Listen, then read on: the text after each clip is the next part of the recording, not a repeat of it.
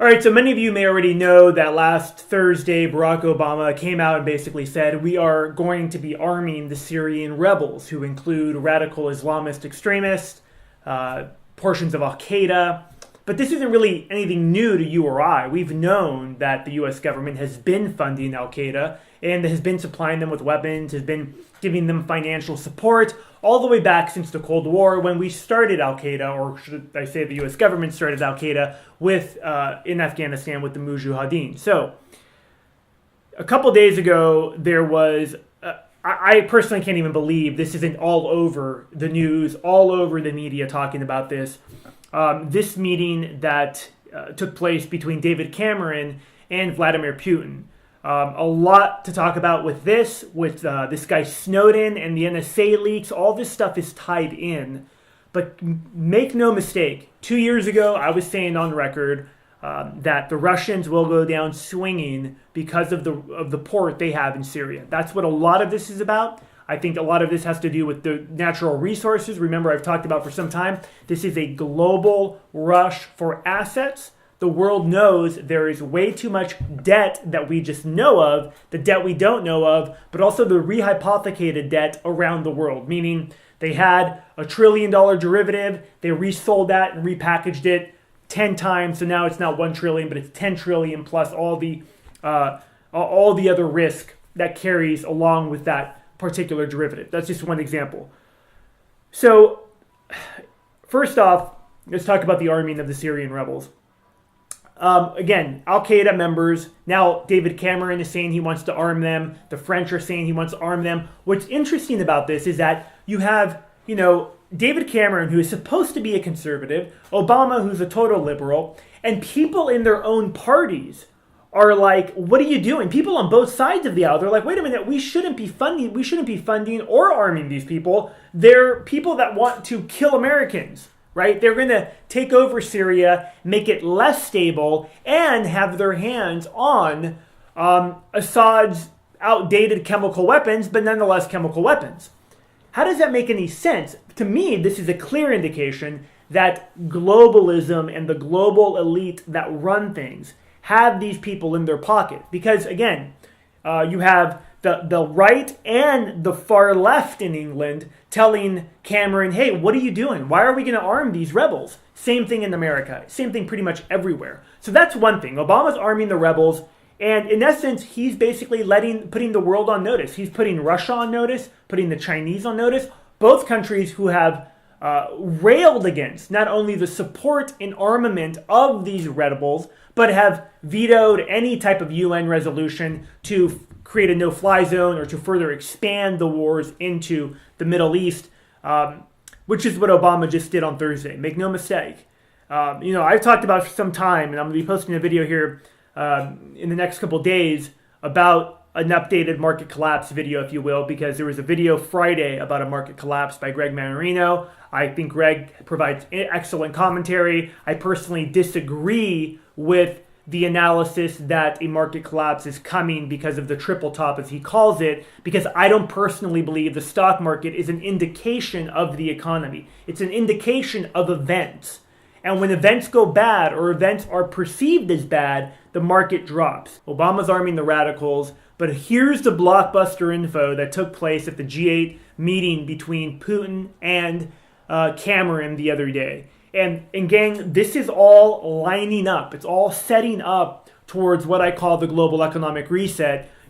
People like Greg Manarino saying markets collapsing now, or, Max Kaiser, markets are collapsing in April. I disagree. We're at the beginning of the point of no return with respect to the inflation created by the Fed, which you're going to see what Ludwig von Mises talked about, this crack up boom, where you're going to have a high period of inflation. You're seeing it now in real estate prices, the stock market. I believe that will last 12 to 24 months. I first started talking about this at the beginning of the year. Already 5 to 6 months have passed before you have some kind of event. Now, there could be black swan events that cause that collapse in the markets, driven by the beginning of a new war or whatever it may be.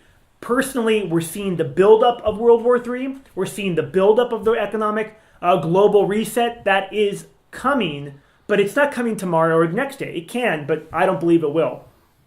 But listen to this.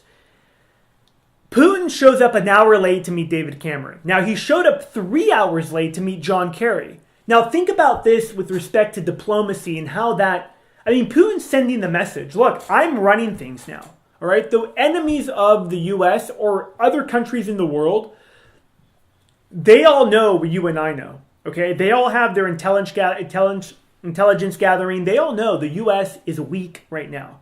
We have weak leadership. We have 17 trillion in debt and growing, or close to 17 trillion in debt and growing. We have over a quadrillion in derivatives.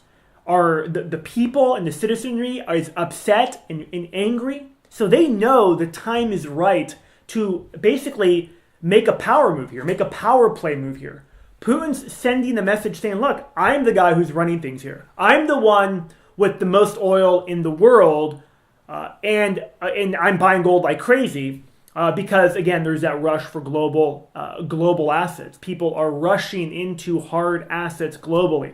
So here's what happened at this event, this meeting between Cameron and Putin. And I want you to really listen to the words here. Cameron is basically talking about how we need to arm the rebels. He's upset that the Russians are stopping attempts to arm the rebels, and that Russia is going to sell Putin or sell al-Bashar in Syria $1 billion worth of high advanced weaponry that will in essence make any type of no-fly zone difficult to uphold. And this is a deal that they agreed to, I believe, 6-7 months ago, or a long time ago, and they're just fulfilling the orders this summer. Putin's moving forward with it. Okay, he is backing Assad, and he's not going to hold down. Here's what he said to Cameron in this press conference when the two met. He said, quote, "You will not deny that one does not really need to support the people who not only kill their enemies, but open up their bodies, eat their intestines in front of the public and cameras. Are these the people you want to support? Is it them who you want to supply weapons to? Then this probably has little relation to the humanitarian values that has been preached in Europe for hundreds of years." Now, let me go on and tell you what the Prime Minister Stephen Harper of Canada said about Putin and his comments. He went on to say, quote, "I don't think we should fool ourselves," he said. "This is a G7 meeting plus one. We in the West have a very different perspective of this situation. Mr. Putin and his government are supporting the thugs of Assad's regime for their own reasons, and I do not think that they are justifiable. And Mr. Putin knows my views on that." So here you have the setup already taking place. Okay, you have this. You have the bankrupt West in the U.S., France, all these countries that are bankrupted, that are basically at the last end of the road period with the inflation that they're all creating, including the UK. And then you have the emerging countries, and I'll throw in there Russia, China, Syria, Turkey, some of the BRIC nations like South Africa could be a part of this. And they're starting to understand that, hey, wait a minute, we have enough natural resources. We don't need the dollar. We have a population that we can sell consumer goods to. We know how this game works. We can do this. That's what this is all about. And when that pivot point changes, when that pivot point takes place, this will be centered around some kind of global war that is already taking place. This is a Cold War now between the U.S. and U.S. allies and Israel against Russia and Russian allies, including China. Okay, let's talk about Snowden, because a lot of you first were saying, look, Snowden, this is all, he's one of the insiders. He's just basically telegraphing to everybody that, what we already knew, putting people on notice. Hey, you are being tracked, monitored, credit card purchases monitored, all of that. And, at first I was like, well, I don't know about that. The guy seems to be real. But here's the deal. He dumps these documents a week ago, and so happens within the documents is evidence of how the UK and the US, to a certain extent, were wiretapping and tracking the communications of every other G8 country at the last the G8 meeting in 2009. The Russians are fuming. They were tracking Medvedev's, the ex-president of Russia's, calls back to the Kremlin, likely going to Putin. They were tracking Turkey's finance minister and everybody to have to do with him. They're really upset about this. The world is now coming unhinged, if you will. Okay? It's happening right before our eyes. The media is not talking about this. No one's talking about this. 2 more points that I want to make here. The events in Turkey. Turkey is now in complete, they're melting down. People are trying to overthrow the government. They're rioting. I don't believe that government will be overthrown because the Prime Minister of Turkey plays an important role in all of this. But I have no doubt in my mind that the events in Turkey are being fueled by the British, likely the Israelis, and likely the U.S. government, like they did in Egypt and in Libya. This is the last point I want to make here, is that the destabilization campaigns that are sweeping North Africa and the Middle East that were started on record, this is now confirmed that the U.S. government trained Egyptian revolutionaries and radicals that went back to Egypt, started the revolution against Mubarak. They are training these people in all these countries. They started in Tunisia. It's spreading.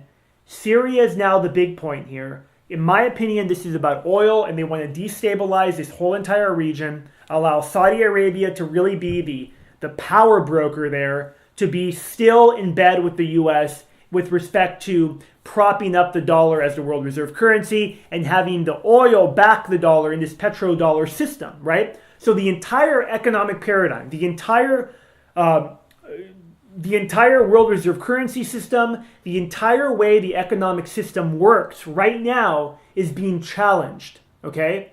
The Russians as well, they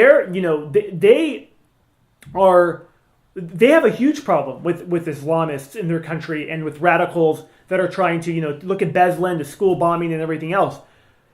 They're saying, hey, wait a minute, why are you guys using Al-Qaeda here?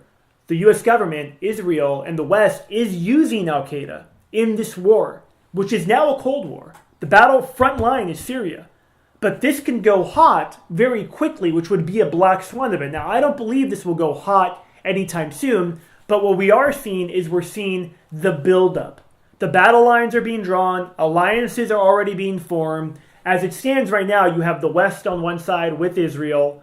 And on the other side, you have Russia, China, Iran, Syria, and some of the BRIC nations as well.